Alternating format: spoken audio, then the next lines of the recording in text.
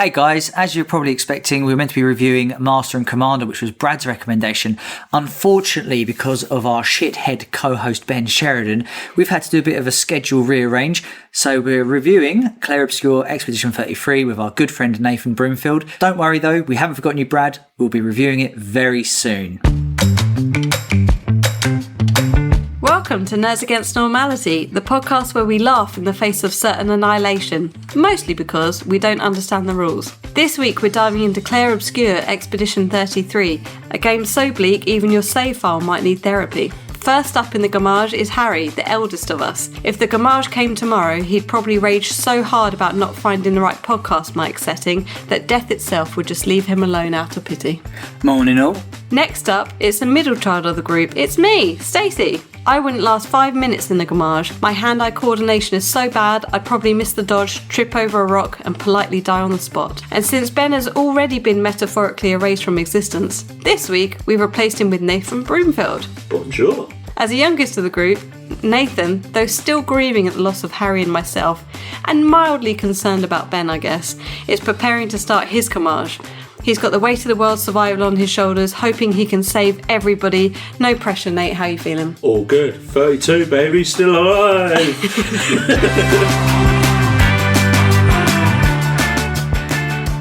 Just to warn you all that this podcast will contain a heavy amount of swearing, adult themes, and the occasional bullying of Ben, even though he's not here. And as always, if you haven't already, you can catch us on all the social medias. Make sure you follow us on Spotify, Apple Podcasts, so you keep yourself up to date with all of our new releases. So welcome back, Nathan. Hello. Thank you for having me back. Thank you for bailing us out. Yeah, always. I enjoyed reading that intro. It's nice to be back in the driving seat. Just before we get into things, I would just like to say if anyone's been following the socials lately, you will spot that it's been very much targeted towards a very certain demographic, Harry Bowles. Yeah, gamers, and more specifically, Sega gamers. I found a niche. No. I found a niche. Right, I put loads of effort into making like anniversary posters and all this stuff, new releases, 3 likes. If I put like, here's a blue hedgehog with a spoon, they're like. He gets a notification anytime anyone posts about Sega. I did actually get into a bit of a TikTok war. So just to laugh, I saw a meme on Facebook and I thought, I'll take that meme. And it was just 1985, Mario Bros come out. And then it was like fast forward to 2009, nothing else. And that's basically a piss take because the Mario movie come out and then the next Mario movie is called Mario Movie 2, Mario Galaxy or whatever. And so they're taking the piss that the movies have not acknowledged any games in between that point. And I just put in there a simple, where's Mario Sunshine? So it got like 5,000 clicks and a lot of rage. Loads of people were like, well, if we just wanted to watch Mario clean, they wouldn't make $1 billion. I thought it'd be funny just to poke the bear. I was like, well, it's the best game ever. And people get so angry so easy. They're like, it's so overrated. I was like, best game ever. Best Mario Sunshine's the GOAT. And yeah, they just get so frustrated so quick as well. Would you like to take this time to apologise? No. Okay. I might double down. Yeah. Okay. Galaxy shit. Genuinely, even though it is regarded as one of the best Mario games of all time, it is. Yeah, check out the reviews. Everyone loves it. I can't stand it. Like, I tried playing it with the Wii remote, and it's like a gimmicky. You control with the analog on your left, and then you kind of like waz your hand, like you're jacking off the fucking. You waz your hand. You waz your hand, yeah. But it's weird, and I didn't like it. It just seemed a bit gimmicky, and I appreciate the Wii was a gimmick, and it was very much like we've got motion controls. Nathan, where do you stand on this debate? I think that all Mario fans are a different breed. They will forever die on the hill that Mario is the greatest gaming character of all times. But it's Nintendo put out the same practical 3 games every 5 or 6 years, and they're happy with just the same thing over and over again, being force-fed the same meal over and over again. So you enjoy your little Mario things. We've got better things to play. That's what I feel. And that's where we stand. We've made a statement. I don't agree with Nathan. I have just destroyed half of Harry's customers. Okay, well, so since you've last been on, Nathan, what have you been up to?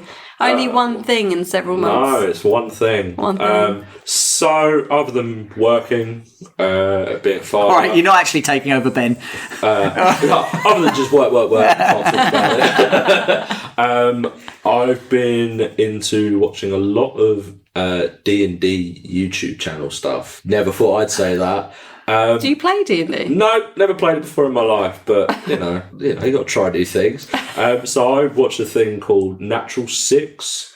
It's got Ben Starr in it, as of From Claire Obscure. So the link is there, and it's just literally watching 3-hour-long YouTube videos of 6 people in a room describing a story to you, and then kind of cringing out them playing different characters and saying really awkward things. But I'm about 8 episodes in now, and You're too far in, mate. I'm too far gone, mate. Is it better or worse than the Train Station YouTube channel? Oh, I'd go back to Train Station every time. I've got rid of TikTok. If a new season come out. If I didn't get rid of TikTok, I'd still be firmly on that train easily. But no, that's what I've been doing, watching. Do you want to play D&D now you've watched it? It makes me want to play D&D. It's a commitment, right? It's a massive commitment, yeah. Like, you have a child. The personal characteristics and the willpower to make this character, because it's like when you play D&D, I assume, I've never played it, you live that character in those few hours that you're playing, and I'm like, I haven't got the brain capacity or the the attention span to be like, even pay attention to even half of the stuff that's going on. So like, I would like to play it smaller scale. That's why I play Baldur's Gate. You took the words I was going to say, because Baldur's Gate 3 is basically D&D. is that. I like playing games rather than talking games. But I'm watching a YouTube video of people playing a game and talking about it rather than playing it. I've played D&D. Yeah. But I think people have different approaches to it, and my approach is to be fully immersed in the character, be all out weird with it. No one else in the room seems to care as much as I do. But that's my point of view, is like, I would like to do that, but then there's that inner person be like, this is weird. They're all going to judge me. I can't do it. It takes one person to do it, and then I think you're and like, then everyone well, commits. Yeah. But yeah, that's what I've been up to. Good stuff, Harry Bowles. We've not pre-prepared this. What one thing have you been up to? So the one thing that I've been up to, I downloaded, I'm going to toot the Sega horn again, I downloaded the newest Shinobi. It was the first game in, 20 years or whatever, since the PS2 era. And it's return to form. It's a 2D side-scrolling, almost Metroidvania-esque sort of game. It's like not difficult, but it has like a difficulty edge to it. And Metroidvania means that you unlock abilities later on in the game that kind of entice you to go back to earlier stages, and you can unlock new areas, fight new bosses and whatnot. Honestly, they've just knocked it out of the park. If anyone's played Streets of Rage 4, have you played Streets of Rage 4? No. Nobody's got any taste here, that's fair enough. Hopefully some of the listeners... We prefer Nintendo. So. Yeah, you like the Force. I love Mario. There, I said it. No, so it's like a nice cel-shaded art style. It's the first thing you noticed, wasn't it? When I booted it up, you was like, oh, it looks pretty. Mm-hmm. It's too technical for you. It is too technical, yeah. And I don't mean to be horrible. You are being pretty horrible. Yeah. You can house flip all you like.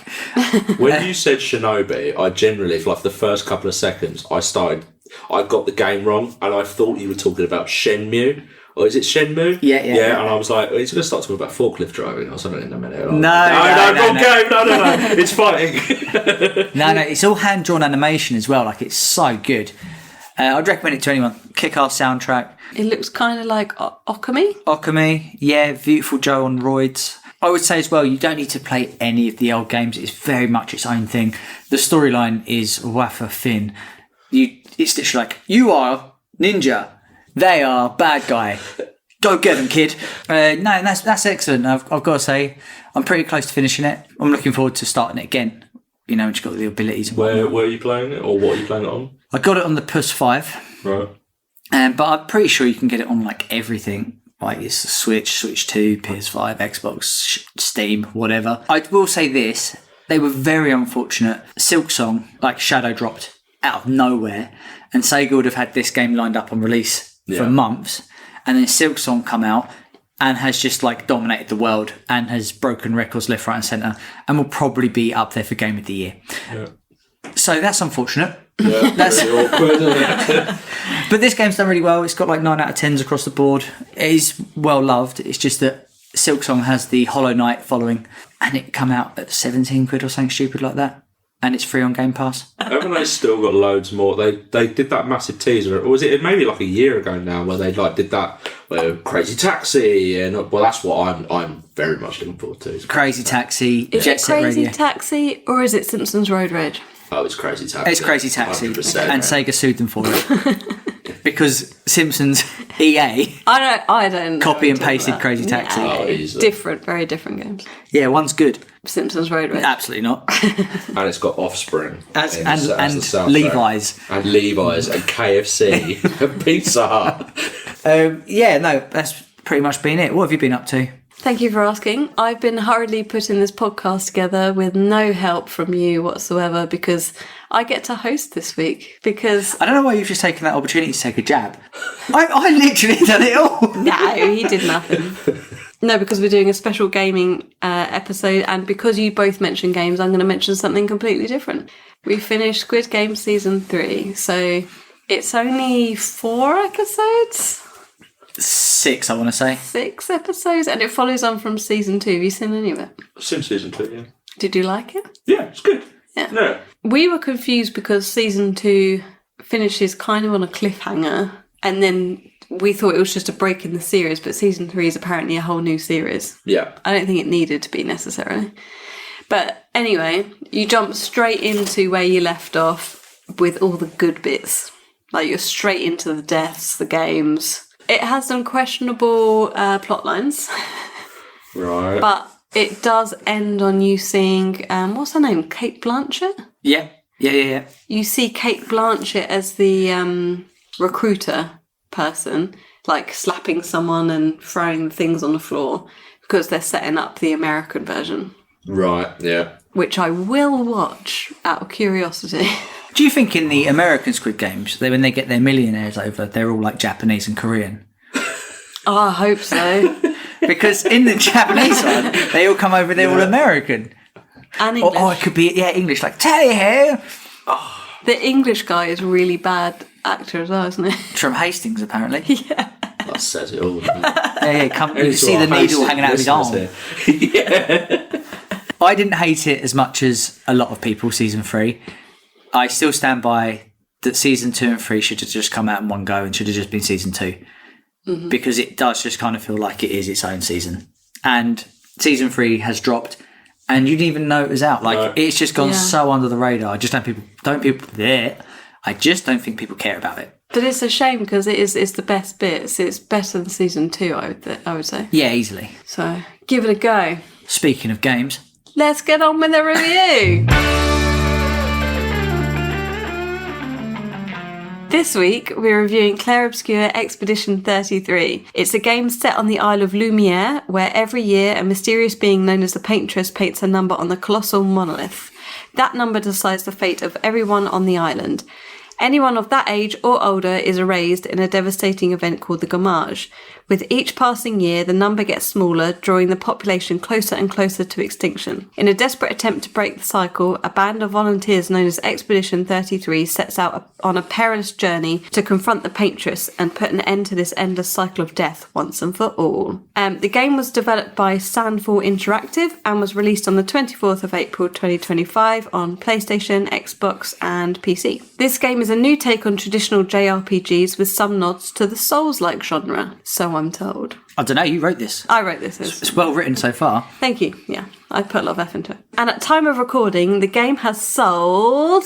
Nathan, how many copies do you think? Just disclaimer, I've done all of the write-up, but I didn't look at the answers. Okay. Harry did none of the write-up. He has no idea what's coming. Yeah. I'm going to say units sold 20 million. Oh, okay. Damn. I'm going to go comfortably lower than that. So I feel I'm going to say 12. 12 million. Yeah. I actually think it's round about the 10, but I'm being safe because you've gone quite high. Yeah, no, that's fair. The game has sold 4.4 million copies way off. worldwide. What? Generally, I thought it had sold a lot more than that. That's mad. Well, there or thereabouts, we will say. It has a Metacritic score of, Harry. See, now this, I think it's going to be ridiculous. I think it's going to be 98. Oh, high, Nathan. You've gone so high. So high. And I think it's about that ballpark. I'm just going to go 97 because it's somewhere up in that region. We've aimed high for this game, guys. Oh, yeah. It scored 93. Oh. You won one each. So just before we get into it, as a heads up, this review will have spoilers.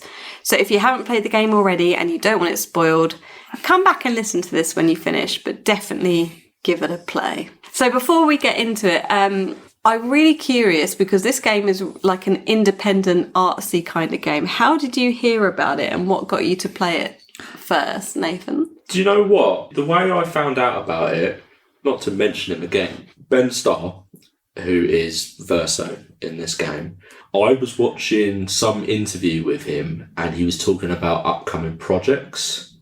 And he mentioned this game, Claire Obscure, Expedition 33.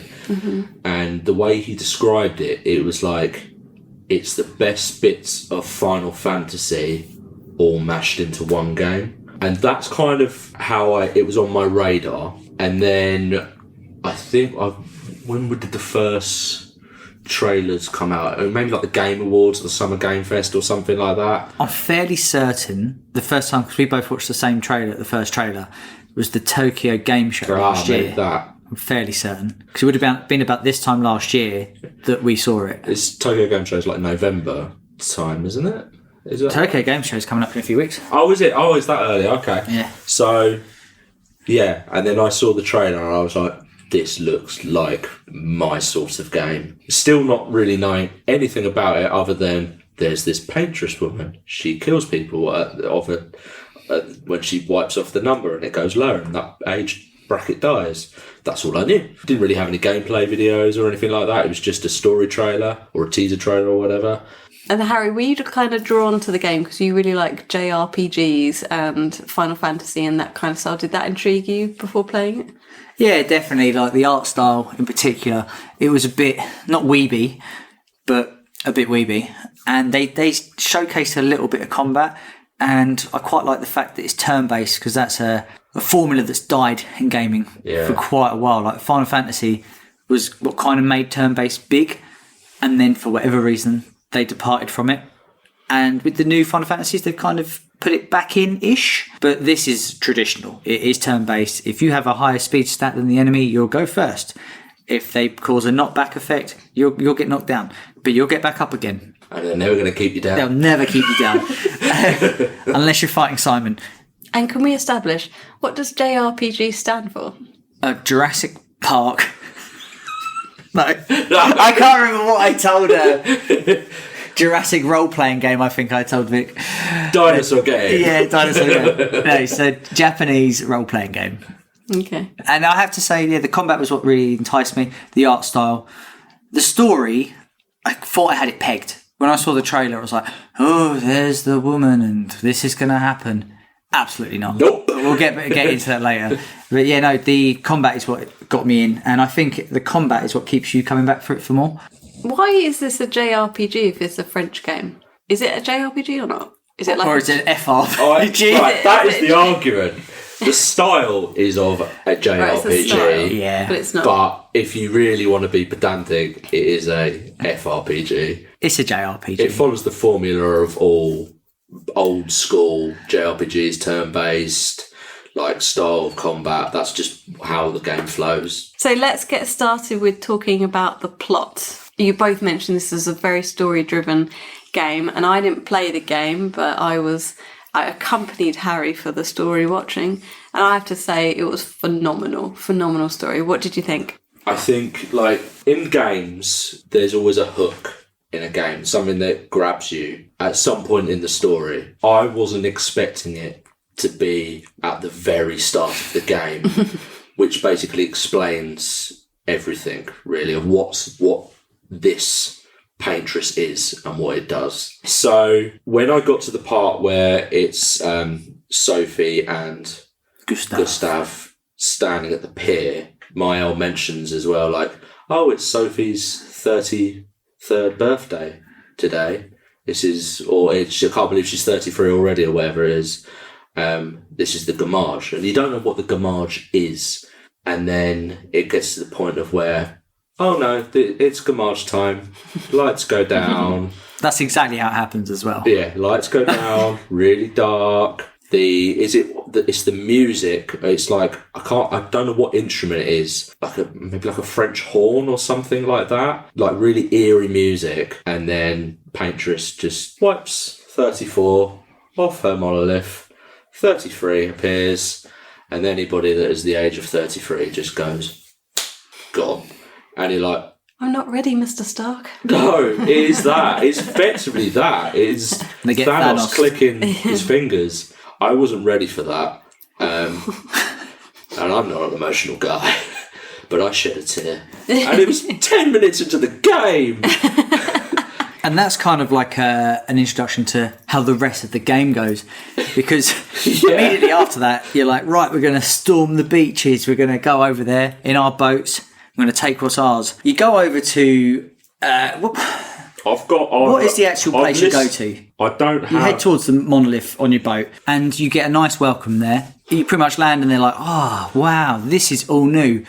Who's that guy? And then that guy... Why is his walking stick so loud? wipes out half of your party and splits you all up. And then that's really where the story kind of goes on, doesn't it? It's very bleak. Yeah. Like, your main character, Gustav, doesn't deal with it very well. Understandably, he has just seemed like, his closest and dearest just get annihilated. You meet some quirky characters along the way, though, right? What's the big balloony guy? Eske. My favourite character in the whole game. Who propels you on his arse? What? When he's going through the water and stuff, is he not doing one giant fart? He's just doing one big gigantic pretty fart. Much, yeah. I just love his positivity. He's fantastic. And I love the fact that he is basically a wine cooler. Yeah, he stores wine. He stores wine in him. So the event that you're talking about is when you get quite comfortable with your party, the story decides to take a turn, and your main, Gustav, who's very much a traditional hero, you're thinking, this is the guy, he's going to steer the expedition to victory. Yeah, he gets completely annihilated, doesn't he? He gets wiped completely out. Out of nowhere, really, because you've just defeated a boss, and then it does that whole, like, hey, we defeated the boss, let's have a fun moment. Him and Mael chucking stones off the cliff, seeing how far they can get it towards the monolith, and then all you hear is that noise of, what's his name? Renoir's walking stick just thumping the ground, and you're like, no. Because there's only two characters there, and you're like, something's going to happen to one of these, and I really like both of them. I hope it's all okay, and it's not okay. Were you surprised because they killed off a character early on that you weren't expecting? Or were you like, they won't do it again? I was adamant he wasn't dead. Yeah. For so long. I kind of, rather than like accepting it, I was just like, well, there's got to be something to this. He can't just be dead. Yeah, you'll get him back at some point. It doesn't just happen to the main character of the game. That's weird. No game does that. But in hindsight, and the game tells you straight away that something's not right with the Paintress. No, with Gustav. Because the skill tree. Yeah. Everyone's skill tree is quite big, isn't it? Yeah. But, like, you could do quite a lot here. But Gustav, that's a very small skill tree you have here. Very achievable. Yeah. Why could I do that so easy? It's not about the size of the tree. It's about the skills inside it. And it's like, why do your weapons not scale with levels or anything? Well, that's weird. Maybe something in Act 2 might unlock it, yeah. And the entire time you've been playing this, the mission is to get to the Paintress, save the world. And you get to the Paintress at the end of Act 1? No, end of Act 2. End of Act 2. I'm skipping ahead here. End of Act 2, and you realise it's actually the complete opposite of what you thought. Was your mind blown? Not massively, because when you're fighting the end boss, and I quote, the end boss at Act 2, and there's 3 acts, you know it's not the end boss. No. So I was like, what's the twist here? There's definitely something else going on. And I think that's what the beauty of this game lies, really, because they kind of allude to bigger things. So they talk about the writers. So there's artists, they do their own thing. And you've got the writers who we don't really know anything about, which I'm sure will pop up in a sequel. And it does it really well to keep it all together. And it's not too convoluted. No. Like, you don't trip over it. It's very much like, okay, you're in a painting. The paintress is basically preserving that painting for as long as possible. Renoir's like, no, we need to destroy the painting. And that is what it boils down to, really. And this leads us to the final choice at the end of the game. You are fucking flying through this, aren't you? I am. We've only got an hour to talk about this. Less because Nathan was banging on about things at the start. Yeah, sorry about that. Yeah, and you have that heartbreaking choice to make. Do you destroy the painting or do you let it live on? Now, this is the only part where we've only experienced one ending. So it's the only part we can't spoil because I want to know. We picked Mael. No, you picked. We picked You selfishly Mael. picked.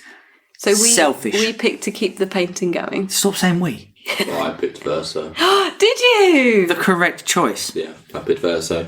And I think I said about this when we were talking about what ending did you pick. And I think you obviously said you chose Mael and you knew that was the wrong choice. Yes. And I was like, it took me a good 5 minutes to actually like, no, Verso's the one that makes sense in the whole grand scheme of the story. I'm going to pick that one. Let's stop this. I think it was immediate regret because it all starts going really wrong. And Yeah, He's a puppet being played. the poor little boy painting and painting and never being able to stop. And it's himself that saves little Verso. well, you make mistakes, hindsight and all that. Overall, the plot is a 10 out of 10 plot, I'd say. Oh, 10 out of 10. Okay. Did you find any moments were a bit cheesy, FRPG style? It doesn't fall into the JRPG trope of like, I'm a female, therefore I have gigantic breasts. That's what differentiates it between a JRPG and an FRPG. The French have more class. Oui, oui. No, there was no real Japanese, like, the classic, if a female brushes up against the lead, he has like a nosebleed and it's all very dramatic and cheesy. There's none of that. This is a game you could safely play in front of other people and not be like, don't judge me. It's not like that. Safely play in front of your parents. Yeah. Without being awkward. Yeah. Yeah. Were there any standout character moments particularly for you? Other than Gustav. Yes. Are you going to say the same thing I'm going to say? The interaction between Verso and Monaco. Yeah. When he convinces him to join the group. Yeah. Because he's like, I'm going to go to Old Lumiere. And he's like, absolutely not. I'll see you later. And he's like, there will be a lot of fighting. Though. He's like, yeah, there. there will be a lot of fighting. I'm in. Monaco is the best character. He's well written. Yeah. He's just an idiot that wants to fight. And he's just, what's his son called? Monaco's son? The one that also dies. Yeah. Obviously. He runs in, like, going up to Monaco, and Monaco says, can't you see I'm busy beating these guys? Like, get away. He's just, everything is about fighting with the gesturals. It's fantastic. I love it. He's like, him and Esquier are just, because of the pure comedy of the characters. Who's Esquet's neighbour? He's just a rock. Francois. Yeah, Francois. I love Francois. He is the moodiest bastard. I love it. Yeah, I love him. And he can't move because he's just a rock. It's so good. And then you make him a little rock, don't you? Is it like a little... What is it? I can't remember. It's a little, isn't it a little statue of a little him? model, yeah, of him. And he's like, I hate it. And he's like, sighs under breath. I love it. I think all the characters have a good... There's a lot of comedic elements to this game. With all characters like in it. It doesn't go Marvel, other than though. like Renoir, like he's obviously your darker part of the characters, but everyone's got a funny moment or a fun moment. Renoir is the most relatable character. He's a sympathetic villain. You kind of actually see where he's coming from. What you mean at the end when you realise? Yeah. Because at the first you're just like, why is he doing this? Why has he chose violence? Did you adapt to Verso having played as Gustav for most of the game. Character elements or Yeah. like gameplay? The character. Verso's a lot more mysterious, isn't he? You don't He really... holds a lot back. Yeah, he's not telling you everything. He wants to help you, but he's not telling you why he wants to help you. He just wants to get to the paintress, get rid of all of Seems this. like he has his own goals. He has his own agenda. As the story sort of goes across, then reveals slightly more, and you find out who he is, that he's actually Renoir's son, and son of the paintress, which obviously... And Mael's brother. And Mael's brother. What?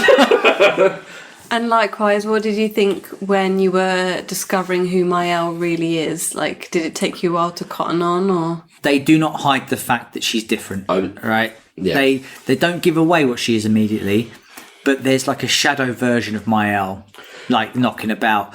But they don't explain that until Act 3. And to be honest with you, I don't think you'd guess it. Like, it's just really well written.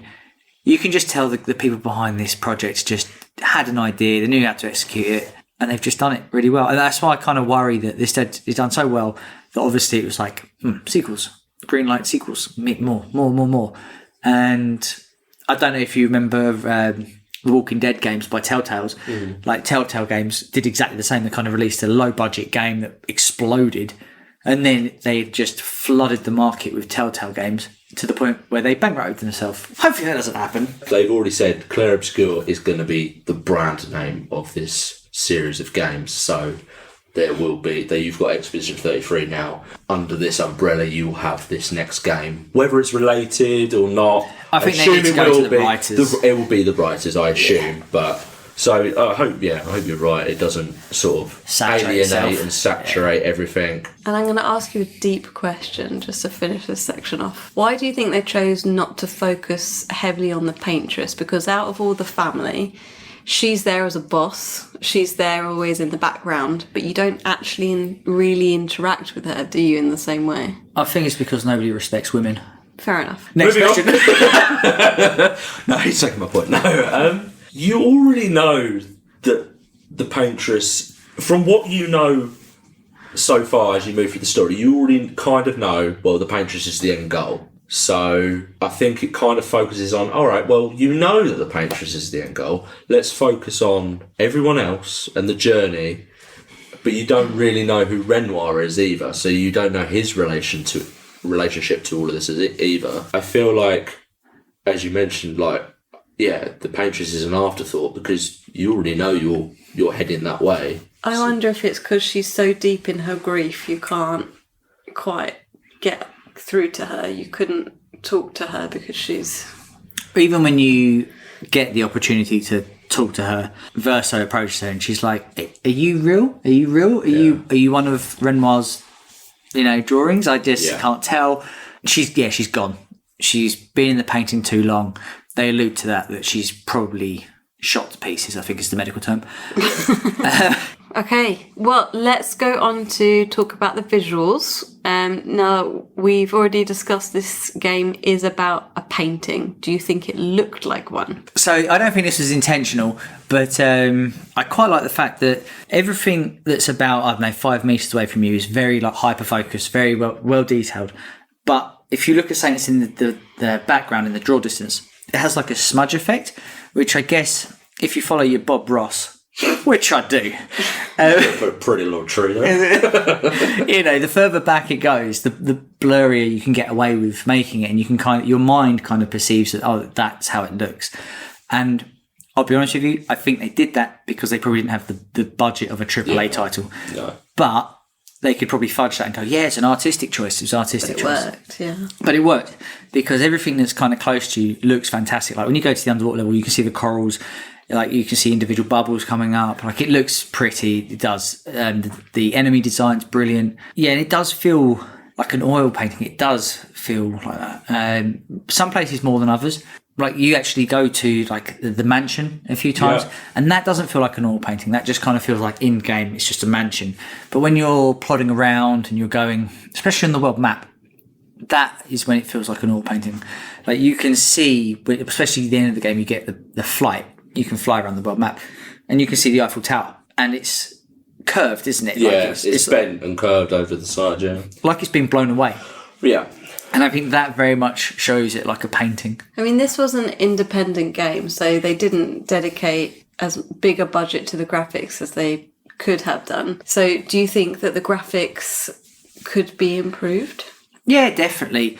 But I think it proves that you don't need to have the best graphics in the game to be the best game. I mean, these graphics are not to be sniffed at. They are good. They are good. And the studio should be very chuffed with how it come out. But there's always room for improvement. Like PS4 God of War probably looks better than this. Yeah, no, I'd agree. Yeah. And that's a 8-year-old game. Yeah. So if they now springboard off of the success and then put a bit more budget into the special effects, then I don't see why they can't improve it. It's mad to think that this is their prototype game and this is what they've done first. Like, it's not a AAA title, but it has the weight of a AAA title, definitely. And the polish. Yeah. Because the gameplay, that's where it matters. Yeah. I wouldn't say I encountered any sort of... No game-breaking bugs, nothing, right? Really. No. It's a treat nowadays. Yeah. Like, you don't get that in the biggest budgeted games at all. Looking at you, Assassin's Creed. Well, and these guys are, they were at ex-Ubisoft as well, weren't they? Yeah. Yeah, so they've come away from making shit Assassin's Creed games to make this kind of... Like, you'd be livid if you used Ubisoft, wouldn't you? Mad, wouldn't you? Do they have any, like, secret loading screens? Oh, yeah, for sure. Like going through the tight alleyways, or there'll be bits where your characters kind of stop and they'll walk and have a little chin wag. There's loads of that. Or climbing bits, which are completely not necessary. But I will say this game doesn't shy away from a loading screen. Like if you leave to the world map, it does do the traditional loading screen. It's not like God of War where it's like, we don't have any, but we do. It's called dialogue scenes. Yeah, that's like... But these ones, as you mentioned, like the climbing scenes and walking through tight corridors or whatever, that's just your loading screen, really, isn't it? It's just so everything else loads up. But then those parts are someone's talking about something at least, or explaining something, or you've got at least something nice to look at that point. And you're interested because you're interested in the characters. Yeah. A bit like why you forgive God of War for it as well. We mentioned that it had a world map, so did you think that it felt grand? Did it feel like an open world?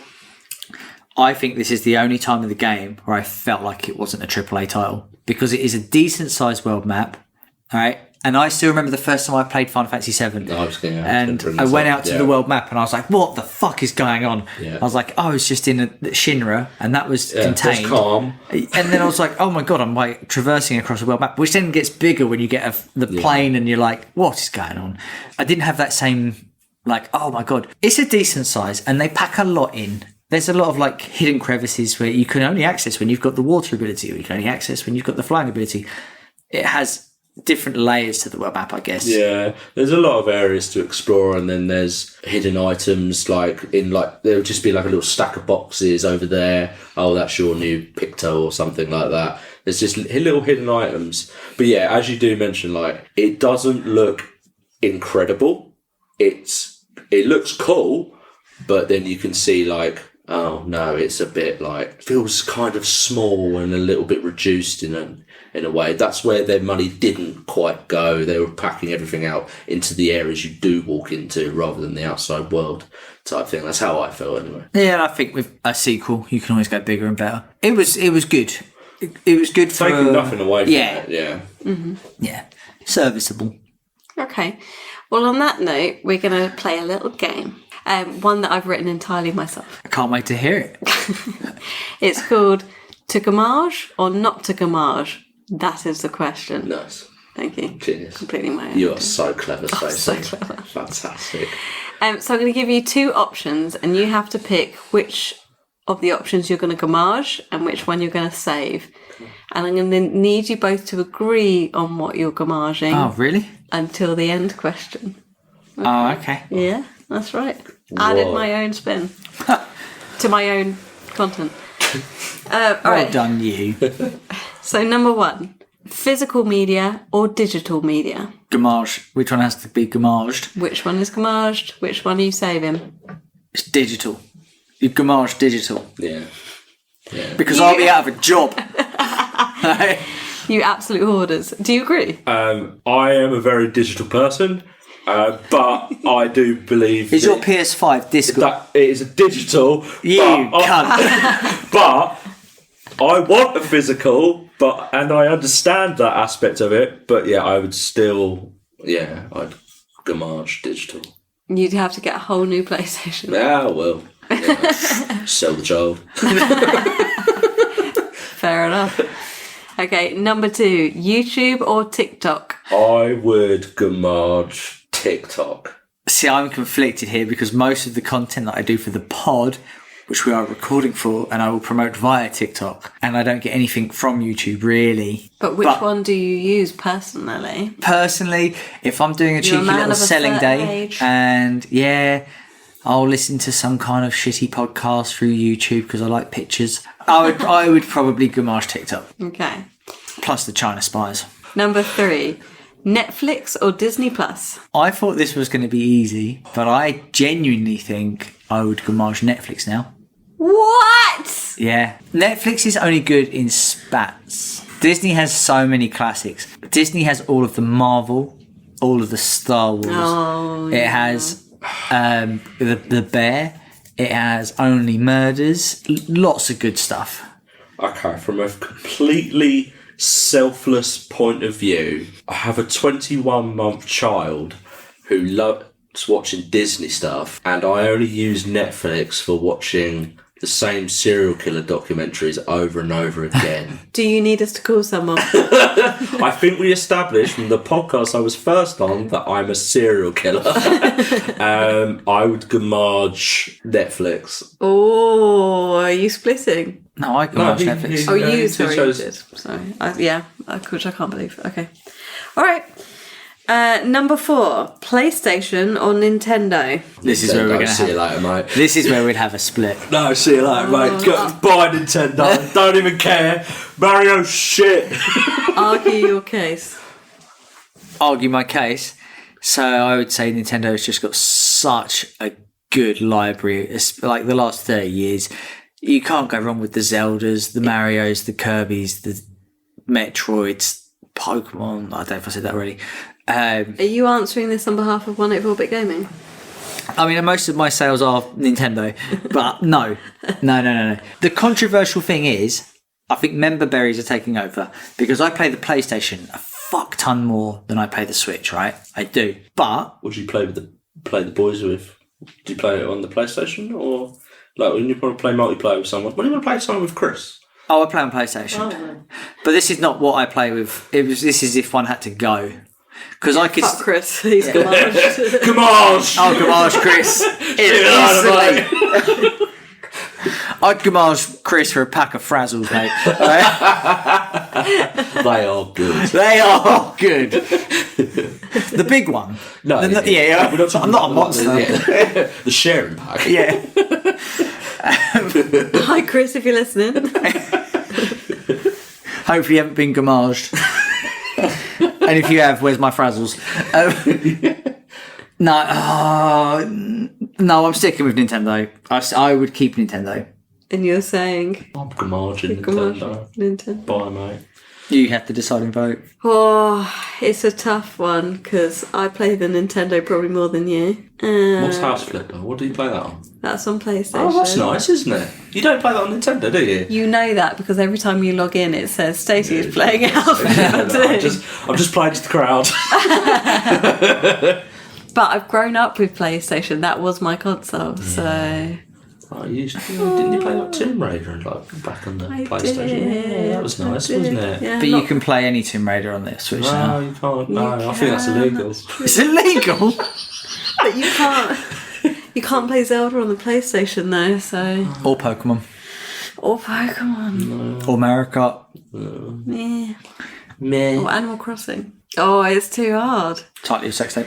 All right, I'm gonna have to play into the corporate system here and gamage the PlayStation because you can't get Nintendo on PlayStation, but you can get it the other way round. Next question: Pixar or DreamWorks? Now, I think this is a member berries versus what's actually good, right? Because Pixar have got some absolute belters, but DreamWorks has How to Train Your Dragon.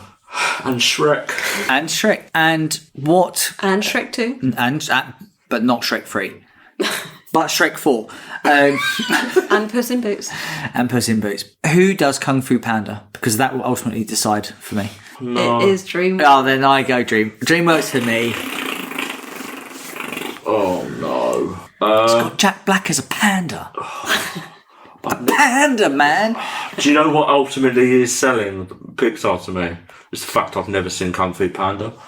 But Pixar, you've got Toy Story. Yeah. I'm not saying this is an easy pick. The Lamp short. Why would that be your second go-to? Thank you for strengthening my argument. Right, Stace, if I'm splitting this argument, that's if, and that is your go-to. Buy Pixar. Why would you not go Wall-E? Say what you like, but everyone Wall-E. knows that lamp short. What do I like more? Do I like Shrek more, or do I like Toy Story more? I like Toy Story more. I'm Gamargin DreamWorks. Oh, we're splitting. Okay, based on Kung Fu Panda.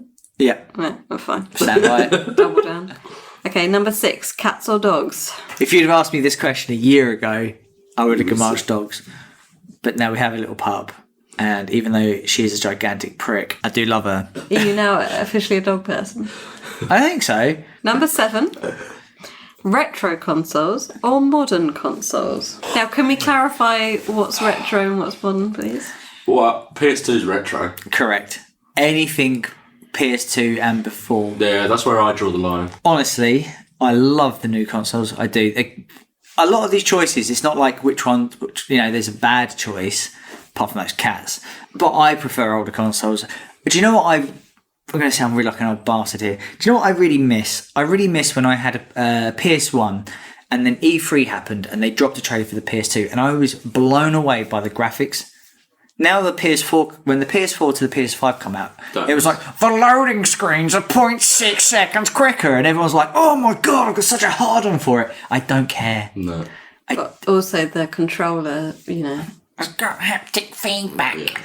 Yeah, I don't care. Mate, when the world was introduced to analogues, it stood still. Yeah, it did. I have my best memories of gaming on older consoles.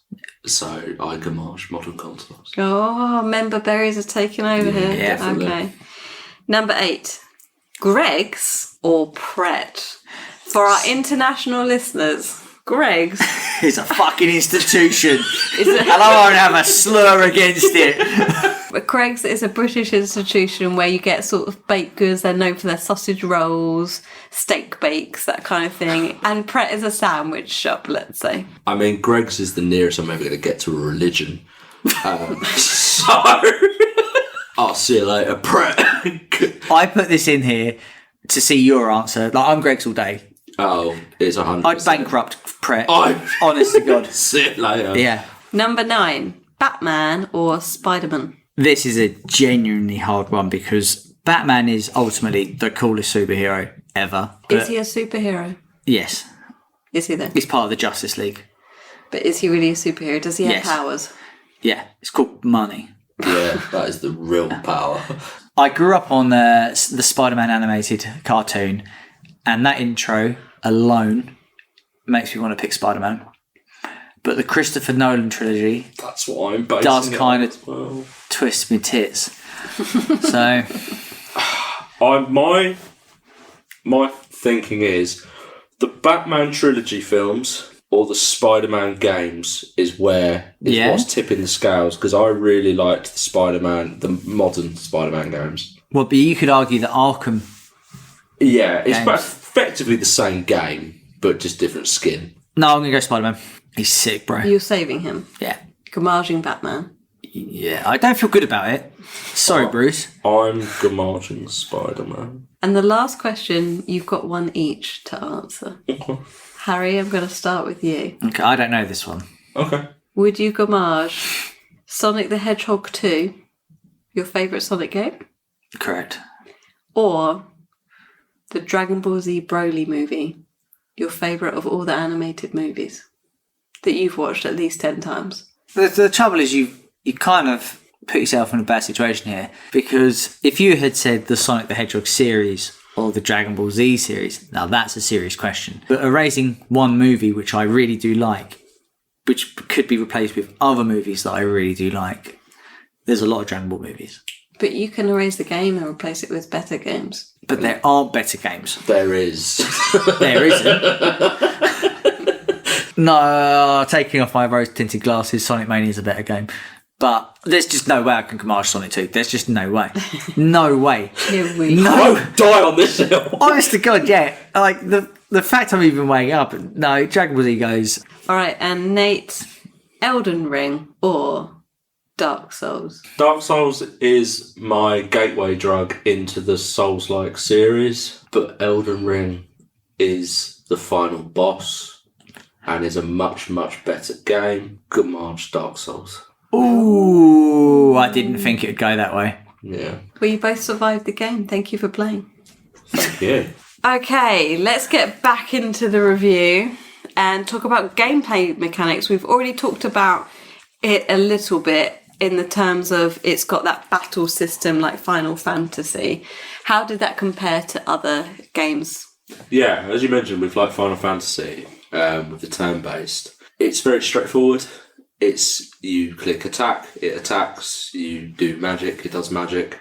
In Expedition 33, it's every turn has a lot more weight to it, a lot more consequence, and including the enemy's turns, when you have to block or parry, and you have to get real good at blocking and parrying. It separates the men from the boys, It doesn't it? really does. All the women from the girls. Thank you.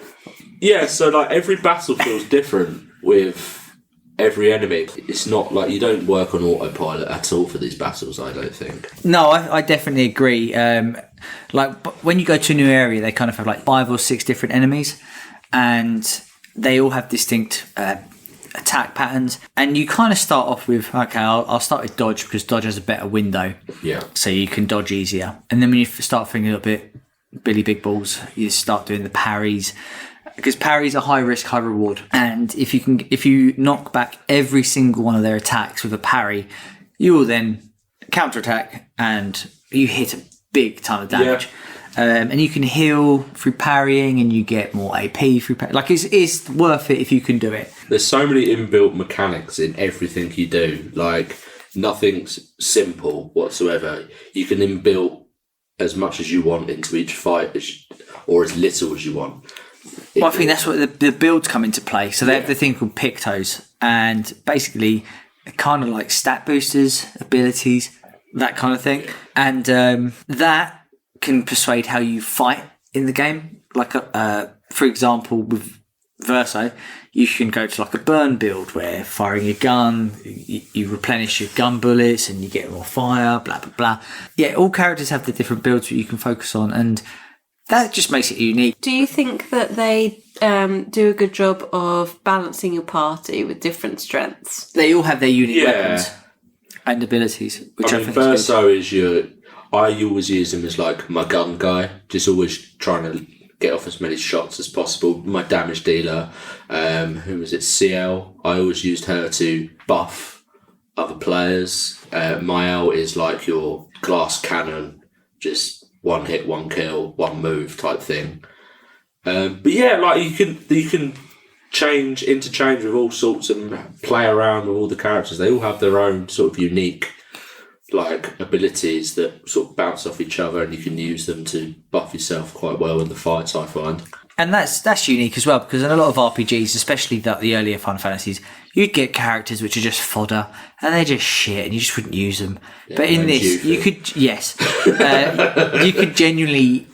could complete the game with anyone, whoever you wanted. Yeah, it's a unique game that they've genuinely, this is how Final Fantasy should have gone.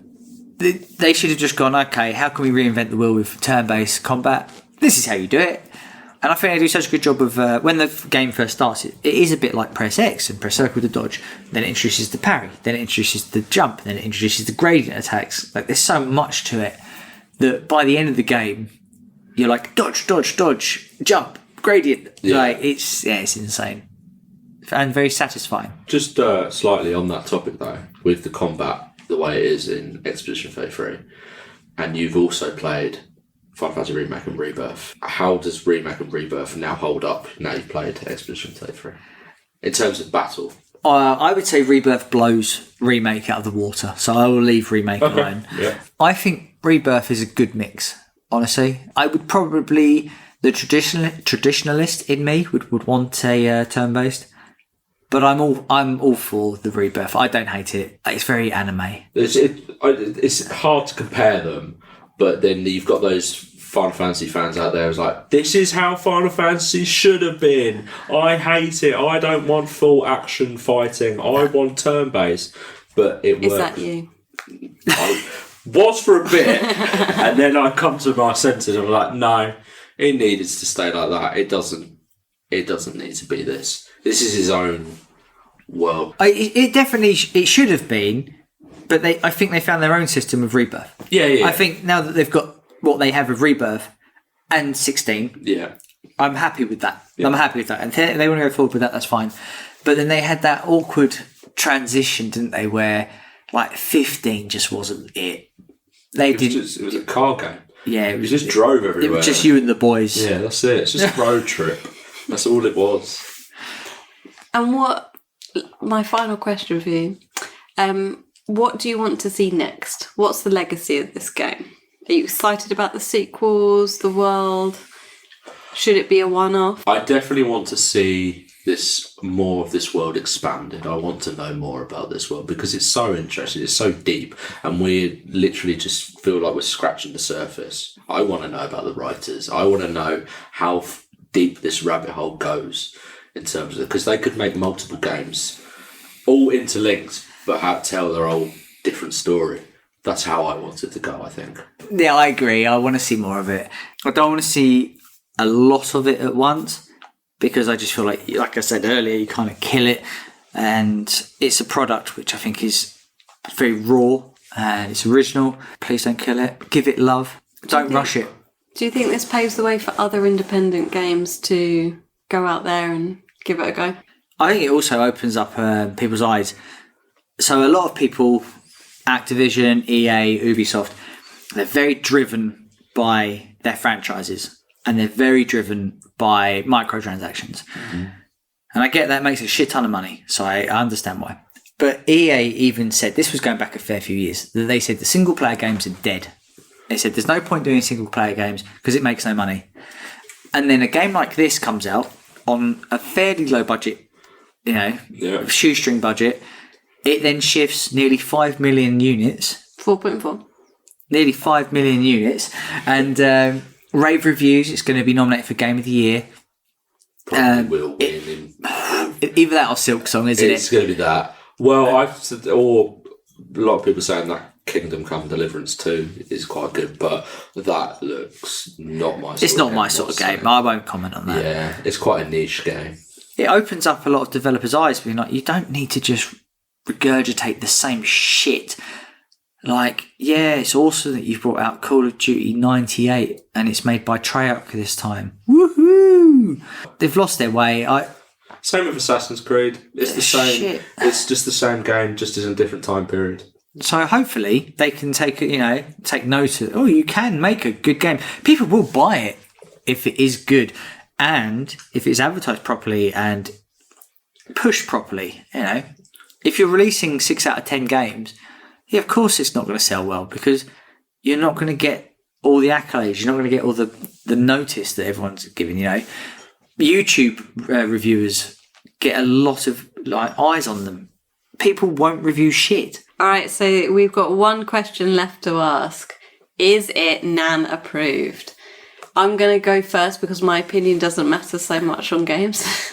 But as someone that watched the game and didn't play it, I would approve it, and I would encourage people, again, that maybe struggle playing games to watch alongside, because it is such a good story. If it was made into a film, it would be phenomenal. So I will Nan approve it. Nathan? Not that my words have much weight to it, but this would be the biggest Nan improvement I could possibly give.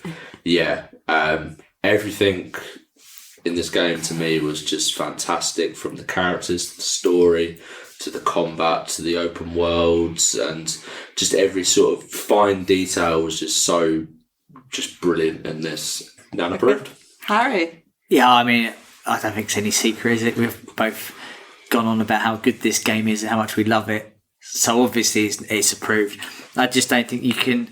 If you like RPGs, you should play this game. You will love this game. In fact, if you are story-driven, you should play this game. You will love this game. Well, full approval. Unanimous approval. So all that's left is for me to tell you some trivia. So around the release of Clair Obscur, the developers were really nervous. It came out just 2 days after Oblivion Remastered. There you go. Which is a huge legacy IP with a lot of built-in attention. Guillaume Broche, the director, said he worried it might be overshadowed, but that made the success feel even more deserved. And one Mr. Nathan Broomfield abandoned Oblivion to play Obscure, and he hasn't looked back. Nope. I saw that accolade on the game.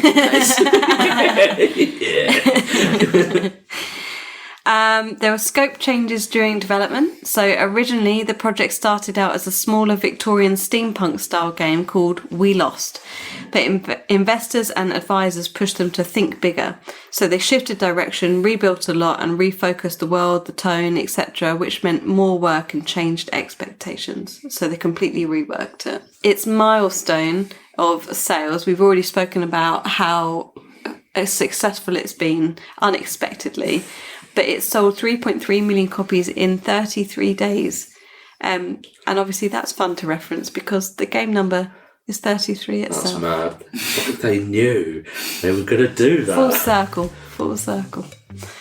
The developer was inspired by JRPGs like Final Fantasy and Persona, as well as From Software. They're the people who do Dark Souls. Yeah. Thank you. Wrote this myself. For the dodge and parry feel in crafting Clair Obscur. And so that's it for this week's Nerds Against Normality. Thanks for coming on, Nathan. Thank you very much. This week I've learned that Clair Obscur Expedition 33 proves turn-based combat can be just as stressful as real-time battles, only now I get to panic politely one turn at a time. Thanks for hanging with us. Catch all of our latest episodes every Wednesday wherever you get your podcast from. Please follow, rate, like us on social media for more exclusive content. And if you have a question or something you want us to review or a great story from your week, please email us at nanpodcast@outlook.com.